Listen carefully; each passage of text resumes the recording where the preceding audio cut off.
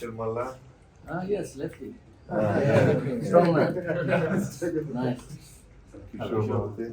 Hi, hello. Nice to see you. He's a fast bowler, good prospect. Okay, nice. Our team manager, CG. Hello.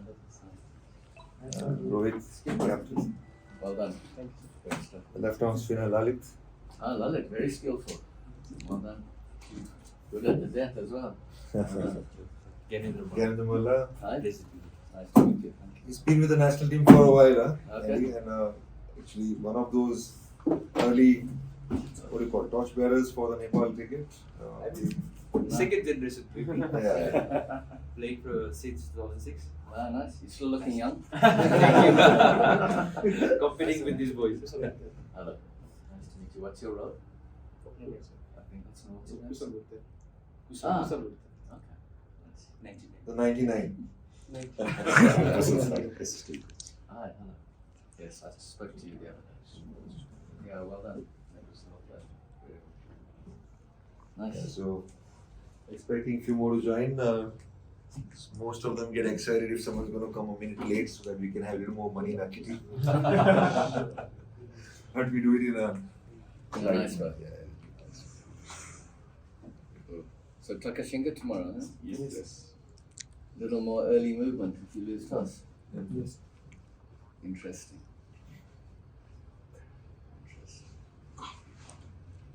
Good. Netherlands. And you played Netherlands recently? Warm-up match we played in South Africa.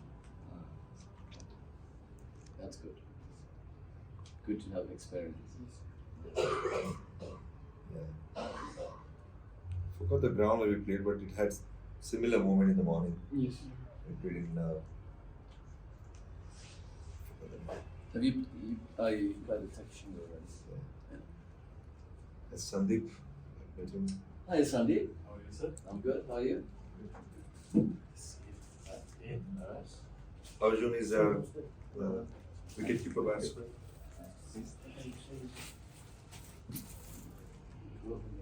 Few more will come in. How are you, sir? Good? Yeah, very well. Thank you. You? Enjoying the tournament? Yeah. It's fun to be here. Yeah. It's your entry. Yeah, it's great. You guys are playing good cricket. There was quite a lot of short bowling yesterday. Yeah.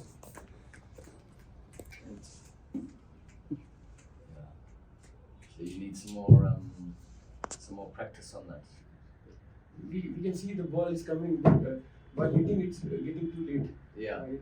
So we can see the ball is coming short ball, but we do not adjust. Yeah. We're struggling in that part. I remember in when I first started, when I was young, in '92 World Cup, which was in Australia and New Zealand, we played a match against Australia in Hobart, so Hobart, Tasmania. And I remember batting for a little while, and I found I couldn't score. I was very, very slow. And I ended up getting out. And then after the game, we sat with the Australians in their dressing room and we had some drinks with them. And I sat with David Boone. You know David Boone? Yeah, Some of the older guys. A very good either opener or number 3. Very good puller and cutter. And also, I think Jeff Marsh was playing. Yeah. And I said to them, hello. That's Bhim Shaki, our number 3. Yes. And I said, well, I really struggled out there. Could you give me some advice? Because I found that you guys bowled so well that there weren't any runs. And I was sure that there were just no more runs out there. Even better players than me would have struggled. But, Come in. David Boone just said, you've got to be able to cut. When quick bowlers are bowling at you, you must be able to cut, because then you can put them under pressure. You can stay just this side a little and put them under pressure there as soon as they go short. And obviously the pull and the hook are weapons as well. But he was talking about cutting the ball. He said you missed some cuts, you didn't even go for them. So that was a wake-up call for me, good learning for me. Because at that stage when I was playing in '92, I wasn't good enough to see the opportunity to cut. I hadn't got that into my game yet. Yeah. And then the more that you guys play against attacks like the West Indies, the more you'll see the opportunities easier, quicker. Yeah, definitely. Let me say hello. Hi. Good, Sridhar. What did I just say? That thing as well. Very good. That's Arif. And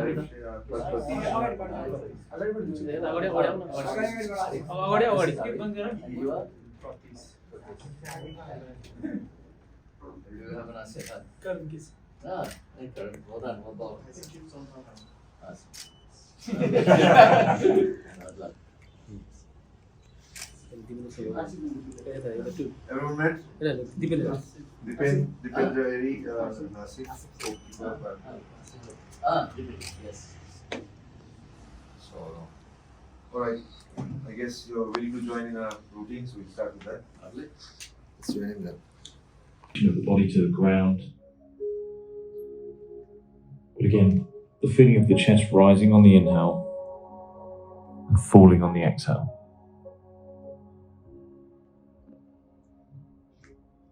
The feeling of the air coming in through the nose and out through the nose.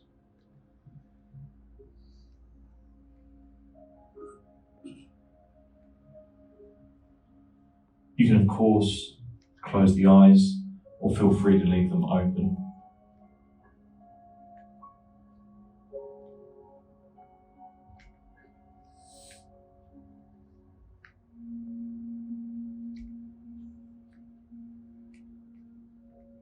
Maybe your heart rate is slowed down. Maybe your breathing rate is slowed down. And you're just taking a moment to notice any changes that you feel in the body. Maybe even sensations that you weren't noticing, and something that you can draw your attention to.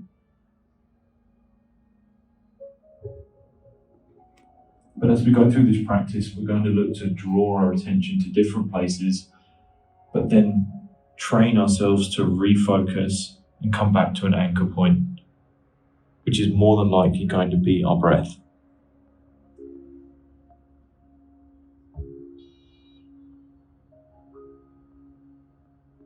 And the sensation of each breath that we're taking.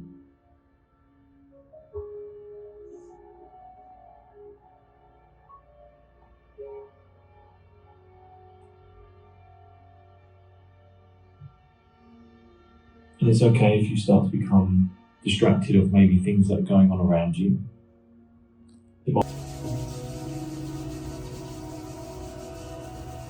Thank you for joining me for this session. Know that you can always learn how to refocus your attention and bring yourself back to it. Process. Peace. Lucky. Discipline. Calm, happy, believe, Energy. happiness, confidence, trust, process, Believe.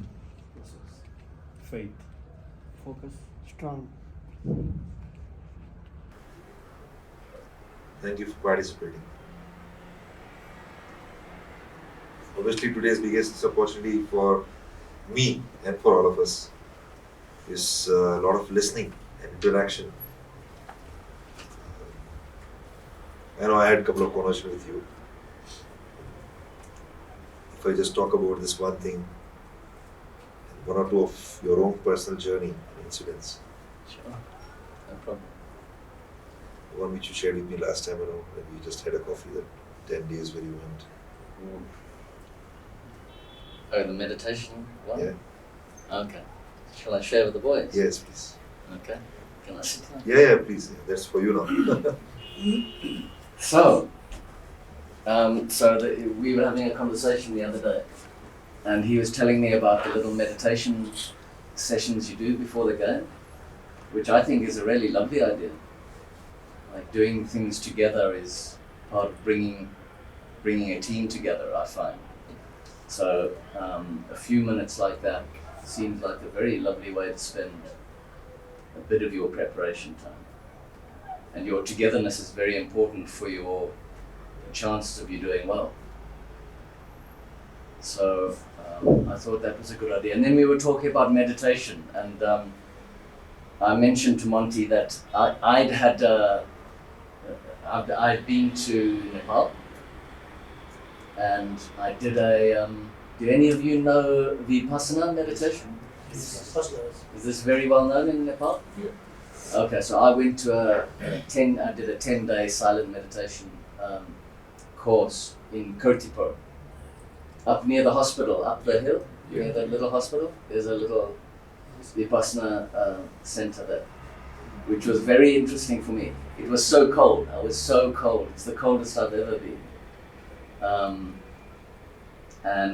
But I wanted to learn a method of meditation because I was having some challenges in my life, in my personal life, in my family life, and I wanted a little more peace in my life. And I thought meditation would be one area that I could investigate. So I did this 10-day Vipassana meditation course, and then I went hiking up above Makura.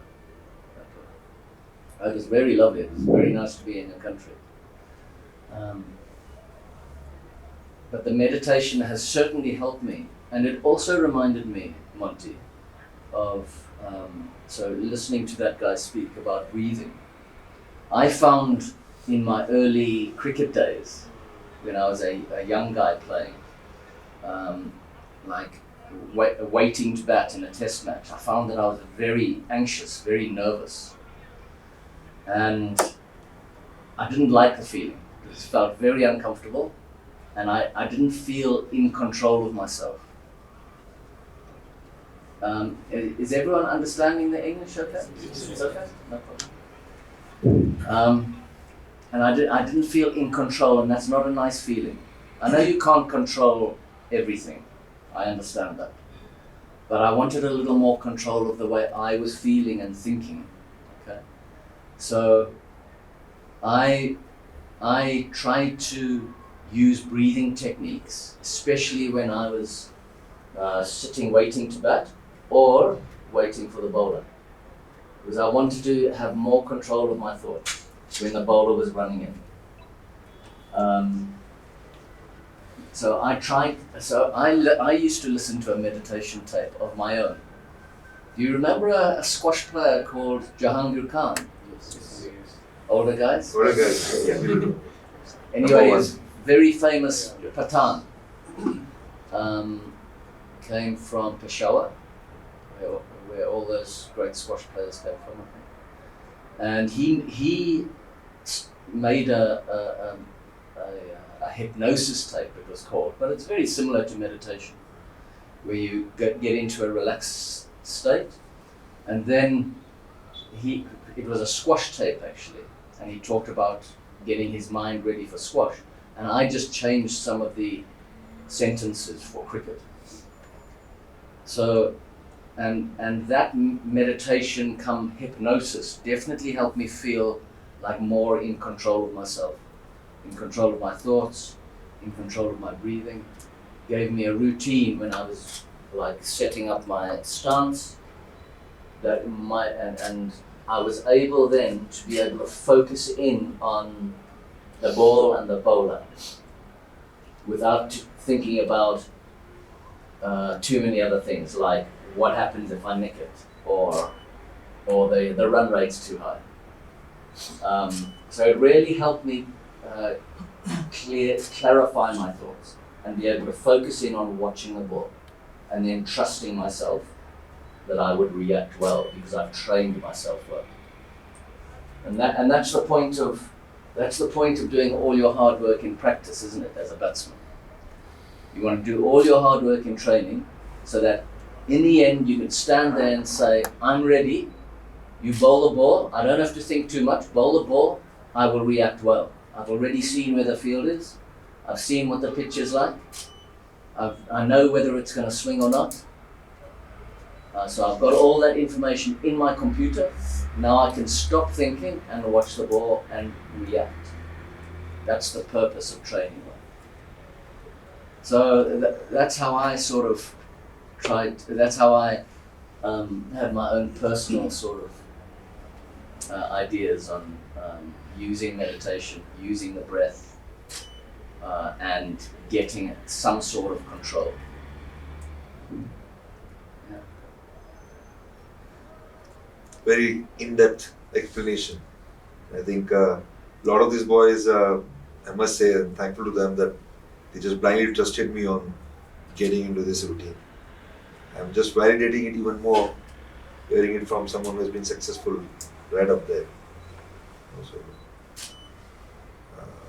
tell us a little more about your journey when Zimbabwe didn't have a lot of resources and how you guys were able to still compete the teams which are known as better teams. Okay, so for you younger guys who don't know the history, Zimbabwe used to play in all the associate tournaments, and we were given test status and one-day international status in 1992.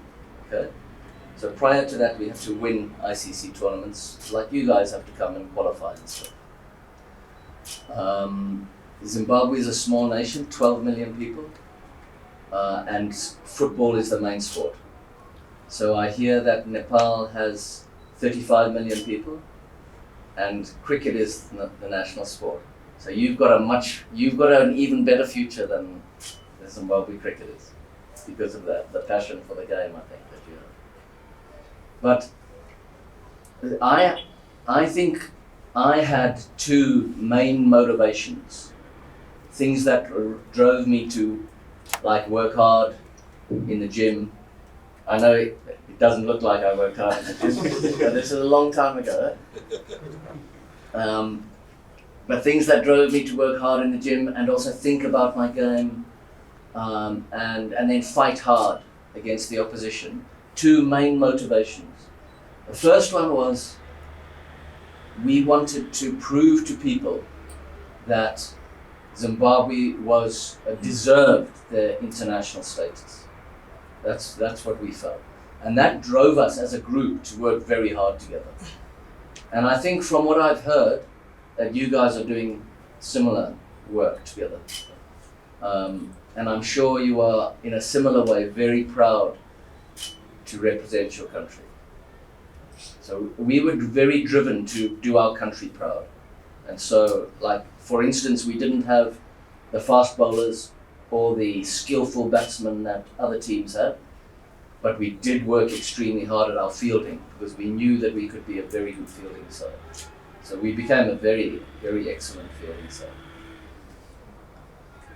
My second motivation personally was I thought we were very lucky to be playing international cricket, and the opportunity was there from a personal point of view to see how good I could be against the best players in the world.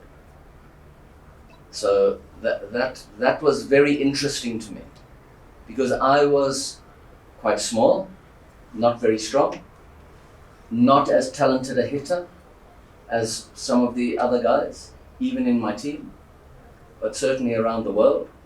So I thought, well, how good can I make myself? And then who knows where this could go? I don't know where it could go, but let me investigate how good I can be. And so that's what drove me in the gym, out running, in the nets with my brother. I worked very hard with my brother Grant, and we coached each other a lot. So those were my two main motivations. The team, the country, and then also my own personal investigation to see how good I could be. Which is a very interesting journey to take. Because then you have to think about what you're doing. You know, what physical fitness plan do I have? How do I become mentally strong? Maybe mentally stronger than my opposition. How do I do that? How do I become more skillful? You know, what areas of my game are a real strength and what are areas that are weak? and I can work on both. Make this one stronger, make this one strong enough that the opposition cannot see it.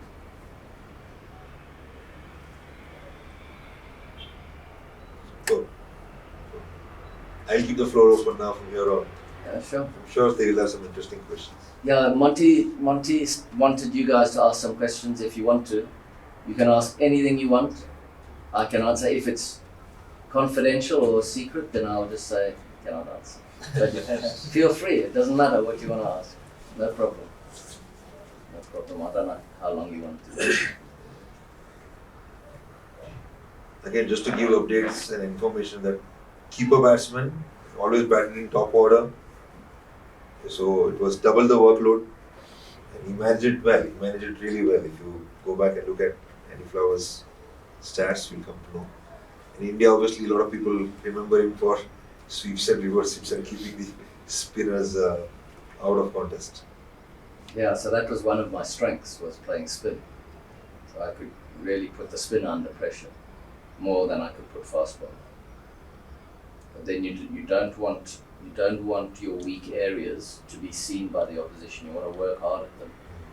So that, for instance, the short ball in Test cricket,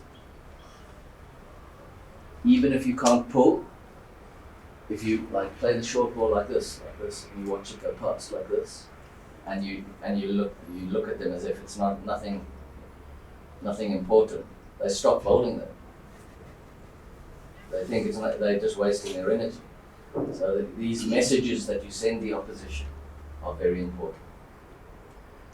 Through the body language. Through the body language, definitely. Definitely. You spinners have to be very courageous in white ball cricket. Very courageous. And the message that you send them is very important through your body language. The look on your face. What do they see? Do they see a man that's, he's okay, he's in control of himself, he's enjoying the competition. He's enjoying it even if he's being hit. And you're looking to win that battle of chess against the batsman. So, one question. Yes. In your game, how do you plan for first 30-40 balls? How is the best team? First 30 or 40 balls. And are you talking about 50 over cricket? Yeah, 50 years. Yeah. So the way I look at white ball cricket is, if someone bowls you a bad ball, first ball, put it away. Be ready to put it away, because it's a great way to start. Because you are battling against the bowler and you're battling against that team and the opposition captain. If you can get off to a good start, that's good. It's like going into a boxing match and slipping a punch and then hitting your opponent. That's a good way to start the battle. So as a batsman, I would really want to put the opposition bowler under pressure straight away. However, so going in with an aggressive attitude, I think is important for a batsman. Go in, look to be aggressive. Because you can go into every game like that. So this is a constant thing you can do. What you can't do as a batsman is always have success. So you can't go in and always things go your way. But you can go in always with one attitude, which is aggressive, in control, smart, making good decisions. You can train your mind to be like that all the time as a batsman. Not when you go home and when you're with your children or your wife, but when you go batting, you can have that attitude, okay? But you might come up against a bowler who bowls brilliantly, and you might face a maiden. You might face two. Who knows if they bowl brilliantly? And then you accept that. That's my attitude. So look to be aggressive. Look to put him away. If he bowls you a nice half volley, and then a cut ball, and then a clip, and you get 3 4s in your first 3 balls, brilliant. That's good. but he might not. We don't know. He has to bowl the ball first. Let's see what ball he bowls. Take into account the conditions. Obviously, if the ball's like big, there's a lot of swing. Like at Takashinga tomorrow morning, might be a lot of swing. You might not want to go and just drive the first ball because you're taking into account the conditions. Okay? But on a swinging or seaming pitch, if someone gives you a cut, you smack it. Because that's part of your game plan. So I don't think it's I want to know what you and your brother did differently from the other team members, and what were your thought process at that time? Yeah, good question. So when we first started playing in the early 90s, we weren't professional cricketers. We didn't get paid to play, but we were very proud about our game. So my brother and I worked together lots in the nets. We didn't have no dog sticks then, only throwing. So we used to throw to each other a lot. And we would work hard on our techniques. For Test cricket, we would work hard on aggressive shots for Test cricket and one-day cricket. And then we'd also work hard in the gym because we weren't naturally big and strong, so we needed to get strong. Okay. I also I liked playing squash because I thought this was good for my batting, to be able to move well in a very balanced way and efficient movement of your feet, and also eye-hand coordination. So I used to play squash and it kept me fit as well. And then also I looked at my game and I looked at my game and I sort of went like this, I did this, and I just like split all the subjects up. So for instance, like this would be physical, and this would be maybe quick bowling.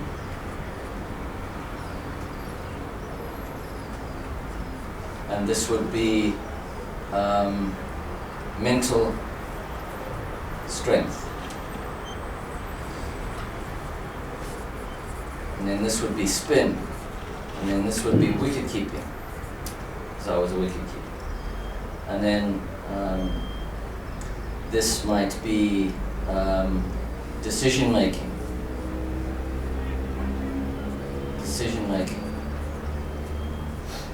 So like that, I identified things that I thought were important in my game.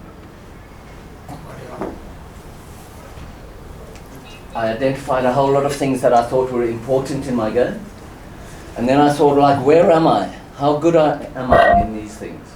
And I'd give myself like a rating out of 10 or something. And I'd look at the things that I could work on. Okay, so if my wicket keeping isn't as good as it should be, what are the things I need to do? If I'm making bad decisions, what do I need to adjust? Like maybe bad decision, I'm drinking too much alcohol, or I'm turning up late for team meetings, or I'm not being a good team man, or I keep driving when the ball's not there to drive. All the decision-making things. So, and then I said, right, I'm going to do something about improving each one of these, just little bits, and then my overall package will be stronger. So that I just quietly did that for myself. Yeah. And Grant, I don't think Grant did it like I did, my brother. But we worked very hard together. Yeah.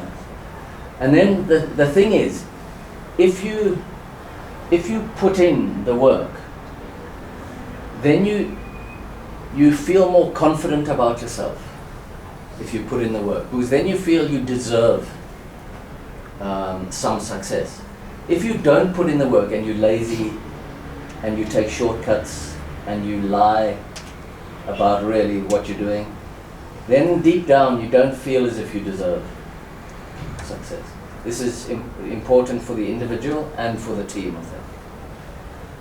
As a team, if you guys know that you're putting in, you don't have to be perfect. No one is perfect. No team is perfect. But if you're working hard together and you're thinking and you're being a good team guy, then you will feel as if you are strong as a team. And you'll feel strong as an individual if you're doing that stuff well.